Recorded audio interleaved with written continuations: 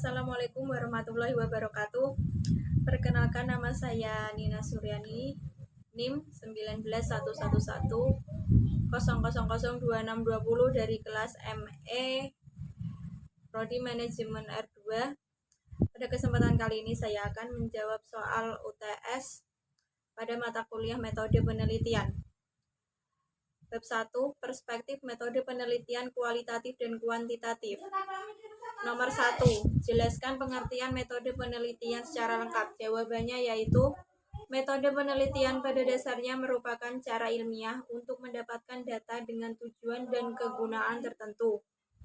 Nomor 2, sebut dan jelaskan komponen metode penelitian. Jawabannya, komponen metode penelitian ada 4 kata kunci yang perlu diperhatikan, yaitu cara ilmiah, data, tujuan, dan kegunaan. Nomor 3, jelaskan cara-cara ilmiah yang dapat dilakukan dalam metode penelitian. Jawabannya yaitu cara ilmiah yang dapat dilakukan dalam metode penelitian yaitu rasional, empiris, dan sistematis. Rasional berarti kegiatan penelitian itu dilakukan dengan cara-cara yang masuk akal sehingga terjangkau oleh penalaran manusia. Empiris berarti cara-cara yang dilakukan itu dapat diamati oleh indera manusia sehingga orang lain dapat mengamati dan mengetahui cara-cara yang digunakan. Sedangkan sistematis artinya proses yang digunakan dalam penelitian itu menggunakan langkah-langkah tertentu yang bersifat logis. Selanjutnya nomor 4, jelaskan tujuan penelitian dilakukan. Tentu saja setiap penelitian mempunyai tujuan dan kegunaan tertentu. Secara umum tujuan penelitian ada 3 macam, yaitu yang bersifat penemuan, pembuktian, dan pengembangan. Penemuan berarti data yang diperoleh dari penelitian itu adalah data yang betul-betul baru yang sebelumnya belum pernah diketahui. Pembuktian berarti data yang diperoleh itu digunakan untuk membuktikan adanya keraguan-raguan terhadap informasi atau pengetahuan tertentu. Sedangkan pengembangan berarti memperdalam dan memperluas pengetahuan yang telah ada. Selanjutnya ada nomor 5, jelaskan kegunaan penelitian dilakukan. Kegunaan penelitian dilakukan untuk memahami, memecahkan, dan mengantisipasi masalah.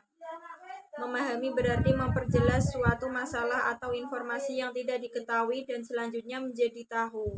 Memecahkan berarti meminimalkan atau menghilangkan masalah. Dan mengantisipasi berarti mengupayakan agar masalah tidak terjadi.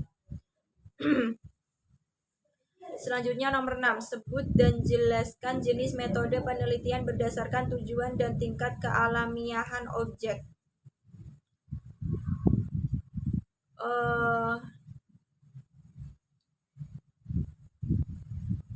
Jawabannya yaitu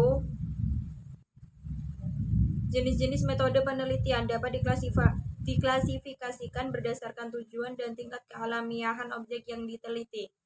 Berdasarkan tujuan, metode penelitian dapat diklasifikasikan menjadi penelitian dasar atau basic research, penelitian terapan, applied research, dan penelitian pengembangan, research and development. Selanjutnya, berdasarkan tingkat kealamiahan, metode penelitian dapat dikelompokkan menjadi metode penelitian eksperimen, survei, dan naturalistik. Nomor 7, sebutkan perbedaan antara metode penelitian kuantitatif dan metode penelitian kualitatif.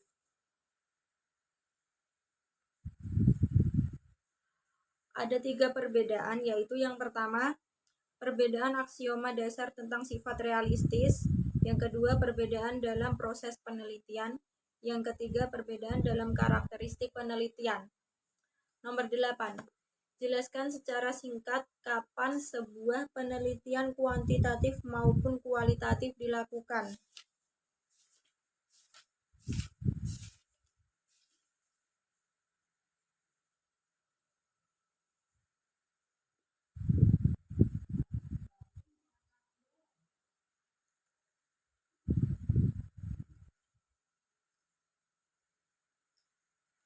Untuk metode kuantitatif sendiri dilakukan apabila yang pertama, bila masalah yang merupakan titik tolak penelitian sudah jelas.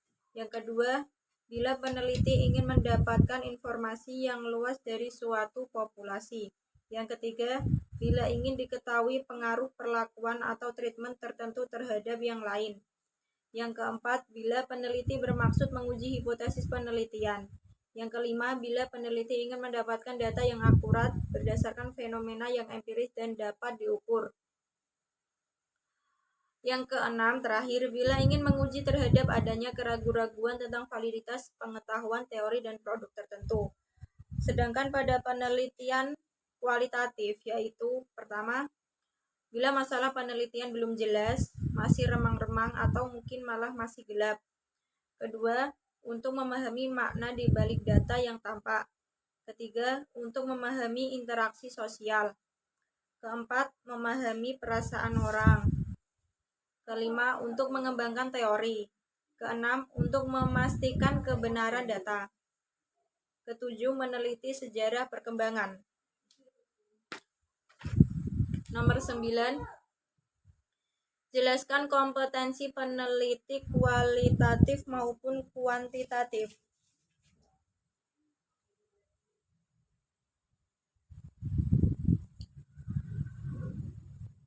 Kompetensi peneliti kuantitatif yang pertama yaitu memiliki wawasan yang luas dan mendalam tentang bidang yang akan diteliti.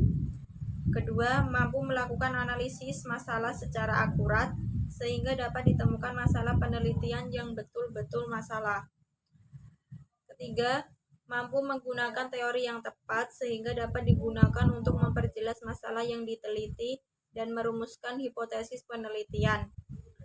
Keempat, memahami berbagai jenis metode penelitian kuantitatif seperti metode survei, eksperimen, ex post facto, evaluasi, dan sejenisnya.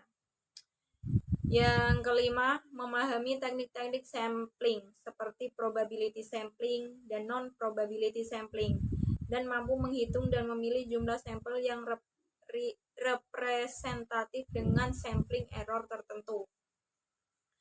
Yang keenam, mampu menyusun instrumen untuk mengukur berbagai variabel yang diteliti, mampu menguji validitas dan reliabilitas instrumen. Yang ketujuh, mampu mengumpulkan data dengan kuesioner maupun dengan wawancara dan observasi. Yang kedelapan, bila pengumpulan data dilakukan oleh tim, maka harus mampu mengorganisasikan tim peneliti dengan baik. 9. Mampu menyajikan data, menganalisis data secara kuantitatif untuk menjawab rumusan masalah dan menguji hipotesis penelitian yang telah dirumuskan. Ke-10, mampu memberikan interpretasi terhadap data hasil penelitian maupun hasil pengujian hipotesis. Ke-11, mampu membuat laporan secara sistematis dan menyampaikan hasil penelitian ke pihak-pihak yang terkait. Yang terakhir, yang ke-12, yaitu mampu membuat abstraksi hasil penelitian dan membuat artikel untuk dimuat ke dalam jurnal ilmiah. Lalu untuk yang kompetensi peneliti kuantitatif, Untuk kompetensi peneliti kualitatif, yang pertama, memiliki wawasan yang luas dan mendalam tentang bidang yang akan diteliti, sama seperti yang tadi ya. Yang kedua, mampu menciptakan rapor kepada setiap orang yang ada pada konteks sosial yang akan diteliti. Yang ketiga, memiliki kepekaan untuk melihat setiap gejala yang ada pada objek penelitian. Yang keempat, mampu menggali sumber data dengan observasi partisipan dan wawancara mendalam secara triangulasi serta sumber-sumber lain. Yang kelima, mampu menganalisis data kualitatif secara induktif berkesinambungan mulai dari analisis deskriptif, domain, komponensial, dan tema kultural atau budaya. Keenam, mampu menguji kredibilitas, dependabilitas, konfirmabilitas, dan transferabilitas hasil penelitian. Yang ketujuh, mampu menghasilkan temuan pengetahuan, hipotesis, atau ilmu baru. Kedelapan, mampu membuat laporan secara sistematis, jelas, lengkap, dan rinci. Soal terakhir nomor 10, menurut Anda jenis penelitian yang diusulkan di Metopen termasuk kuantitatif atau kualitatif? Menurut saya penelitian yang saya usulkan di mata kuliah metode penelitian yaitu termasuk penelitian kuantitatif.